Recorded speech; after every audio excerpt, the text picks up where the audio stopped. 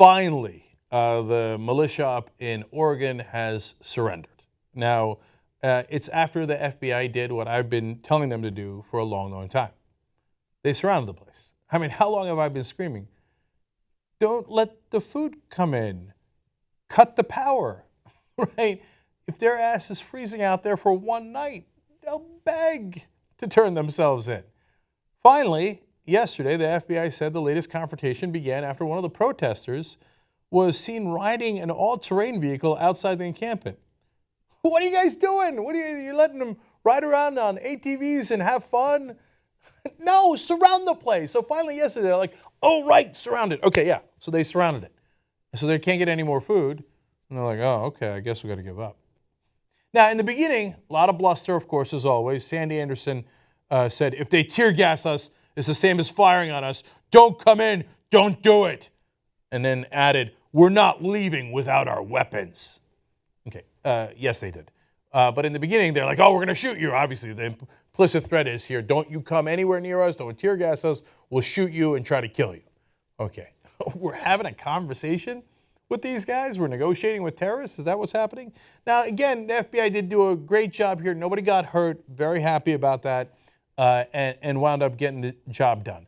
I wish they had done this 3 weeks ago when it was the obvious thing to do, but these guys have right-wing privilege. You can break a lot of laws and you'll get to ride around in all-terrain vehicles, have some fun. They used to go shopping. The original 12 got arrested when they left the compound to plan a revolution in the next county, an armed revolution in the next county. They're driving around planned armed revolutions. And finally, they're like, oh, yeah, I guess we shouldn't allow an armed revolution. Okay, let's go arrest those guys. And that's when Finicum died, right, when he seemed to be going for a gun and the cops had to shoot him. So now, there was one other guy arrested, the guy who wasn't there in the first place. Sent his sons, Eamon Bundy, Ryan Bundy, but Cliven Bundy hadn't showed up. So I was goading him and others were, hey, tough guy, you keep talking about how, oh, no, don't surrender, where are you? So he showed up and immediately got arrested. Cliven Bundy was arrested on Wednesday when he arrived at Portland International Airport on his way to Wildlife Refuge to support the militants. Cliven, 74, faces conspiracy and weapons charges. He led a 2014 standoff with the government over Nevada grazing rights that ended with federal agents backing down in the face of about 1,000 armed militiamen. Now, he should have been arrested back then, but finally they've arrested him now.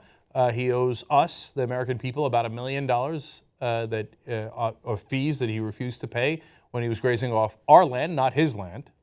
And then he threatened cops and pointed weapons at him. Yeah, in the United States of America, when you point weapons at cops, the very least that happens to you is you get arrested. Now, if you're a right-winger, you have right-wing privilege, you get arrested years later. Right? If you take over a federal building with your guns and say, we'll shoot you all if you come in, you'll get arrested weeks later. Now, a judge, in an effort to help apparently negotiations when 4 of these guys were still in the compound, which was yesterday, Reuters explains, a judge has cited the continuing standoff as a major obstacle to the release of at least some of those who remain jailed on federal charges. What? What do you mean release? There's no release.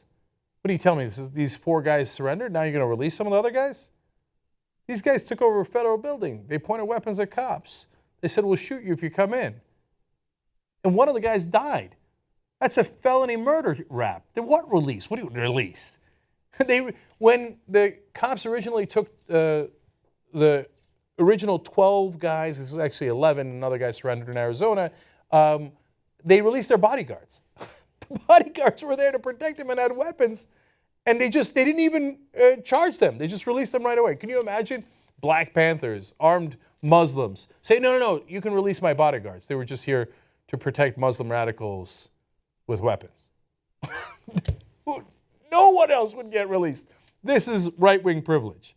Okay, now, one of the militiamen had a comical ending. The last guy in there was David Fry. I'm the last survivor of the wildlife refuge. Okay, and this guy's a lunatic. He's ranting and raving. The other 3 have already given up. But at that point, he's still yelling. He's saying, I'm tired, everybody. I'll die before I leave here. I'll kill myself before you guys fucking take me. If you guys throw a gas can in here, I'll do it too. No, he didn't. He surrendered. But he said, okay, but I get to do one more rant before I surrender. And the cops are like, yeah, okay, that's fine. I want to broadcast. Okay, we'll put it up on YouTube. Yeah, okay, good enough. I'm really hungry. Okay, so now remember, this is don't tread on me and American patriots and they're grazing rights, and that's what this whole thing was about. And two guys had gotten arrested for arson, but it was about property rights and stuff. So what was David Fry's last rant? Nothing about grazing rights, nothing about property rights, nothing about anything that they had mentioned before. It was about Trayvon Martin, UFOs, and abortion. So let me read that last part for you. He was engaged in a long and rambling discussion with U.S. officials that kept returning to his opposition to his taxpayer dollars funding abortion. Think Progress reports, taxpayer dollars do not, in fact, fund abortion. At the end, shockingly, it turns out they didn't know why they were even in there. Oh, I could get the government rights, Constitution. Abortion? You took over the wildlife refuge to protest abortion? Well, how come you never mentioned that before? They don't know what they're doing. They're a bunch of knuckleheads. But they broke a ton of laws. None of them should be arrested. But like, no, we're standing up for the people of Harney County in Oregon. Well, it turns out today, 60% of the pay earned in Harney County comes from the public sector. That's that government that they're protesting. And Harney County did not want them there. They told them to leave weeks ago. And in fact, it was costing the state $100,000 a week while this standoff continued. So it's about damn time they left. And it's about time that the government finally decided to enforce laws against right-wingers. Now, let's see how it goes. My guess is a lot of them will get very light sentences. Because if you're in any other group, that place would have been raided, bombed. They wouldn't have let Muslim radicals get soup and beef jerky in there as these guys were doing. They were getting dildos. They were getting all these different packages in there. They're walking around town. None of that would have happened for any other group. And my guess is that same privilege will be extended to them in a federal court. Whereas if they were Muslims, they'd be in Guantanamo Bay. If they were black, they were already dead. They would have been dead even if they were unarmed. Instead, they were heavily armed. And we'll see how the justice system treats them going forward. As you can tell, I'm not very optimistic about it, but we'll follow up with you guys and see if they get true justice.